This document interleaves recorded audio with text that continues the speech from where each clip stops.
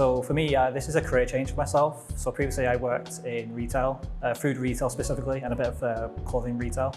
But I wasn't happy in my job role, and I wanted to do a career change. So during lockdown, I was still working, unfortunately, because I was part of food retail, so there was like a few businesses that were still open, and I could see like the change in like the retail landscape and wanted to try and get away from that. And I've always had an interest in tech. I never pursued it academically, and in my spare time, I was trying to teach myself like software development languages like Java and Python and stuff like that. And I did a few, I did a bootcamp, software development bootcamp, which was helpful. But at the end of it, they kind of say like you're going to be job ready in like 10-week boot camp, but you know, when you do like the technical interviews for these companies, you think you're ready, but you're not ready. So I thought I could just need to take a step back and find like a different approach, try and find like more entry-level positions. And I came across this apprenticeship, and it kind of just jumped out at me because like when I was growing up, especially in high school and college, apprenticeships kind of have like a bad stigma around them. People kind of shied away from them, and I probably still had that mindset, like being a bit ignorant about that because that's how it was when I was growing up. And I just took a step back and I think like this is going to be a really good experience working on a job and learning these new skills at the same time. Because we were part of like a DevOps team. When I came into the job originally 5 months ago, I think there was only maybe 4 people on this specific team for DevOps, and they brought in like 10 new apprentices. So for us to try and catch up and get up to speed with how they work with their like CI/CD, so that's continuous integration and continuous development. So how, when you make a change on a specific website, for example, how do we get that through to the live servers? And we're learning those bits in between. So bits of software that enables us to do like automated testing, just make sure it's ready for the end user, the customers, so they don't have any uninterrupted service. So day to day right now, just a lot of learning and self-development to try and get us ready so we can like hit the ground running.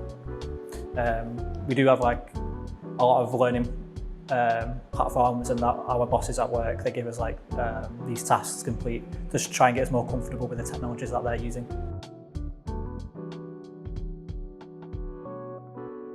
It's something I've always had an interest in, so I think some people are quite fortunate to do a job that they actually like and enjoy.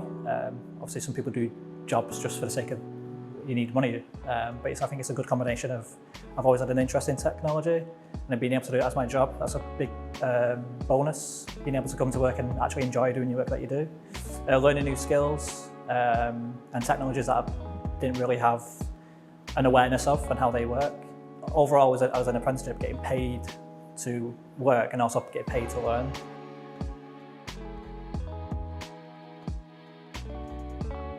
So getting like a good understanding of networks and how they work.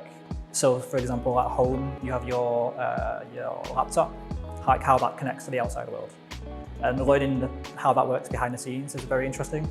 And also just learning, so I've learned in my spare time like specific languages like Python and Java. I never really, for those like their classes like back-end languages, you don't see much visually on the front end. Whereas in work, obviously, because we manage around 63 different websites, a lot of it's going to be front-end stuff. So I've been learning more about front-end languages like JavaScript and those type of things. Don't worry about the apprenticeship side of it. If you think about going for apprenticeships, just if you've got that stigma like I used to have, just get that out of the way. Doesn't mean anything.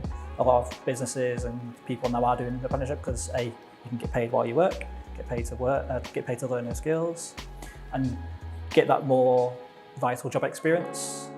Because I think I read an article the other day where even though computer science is one of the most completed degrees, there's a big skill shortage for computer science jobs.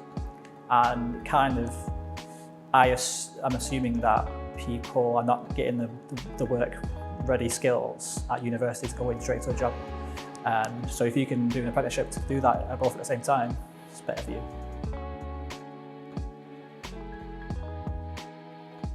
Obviously, depending on what your apprenticeship is and what company you choose to work for, it might be you going into just you going into a team, or you might be going in with a group of individuals like I did with we've got 9 other people working with me.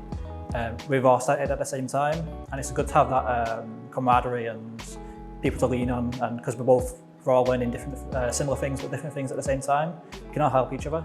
So going in with an open mind and take it as it comes.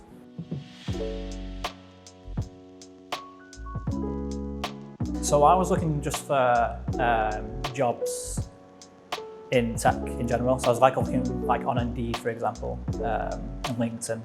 I was looking for entry-level specific jobs, and in my searches, I wasn't necessarily actually looking for apprenticeships when it popped up. It just came in the feed. So I clicked into it. This might sound a bit not in vain, but the money aspects that I saw, I think I had to double check because I wasn't sure was it an actual apprenticeship, because when I think of apprenticeship you get a minimum wage, but JD were offering a lot higher than what other apprenticeships offer, and for me that was a big bonus, because for someone that's doing a career change for myself, I couldn't, even though I was taking a pay cut coming into this already, dropping down to the minimum wage that you would have got it wouldn't be feasible for myself. So obviously you've got bills and stuff to pay, which everyone's going to have bills to pay. So because they were offering a lot more money, it made it a lot more attractive for people like myself who were looking for a career change.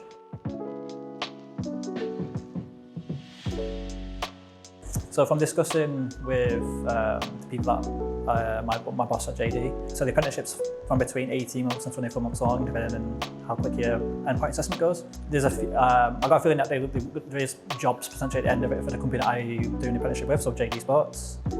So hopefully, fingers crossed, the best case scenario would just be an offer a job with JD, because I'll know how the team works and what technologies they use, and hopefully I can make myself into an asset for them.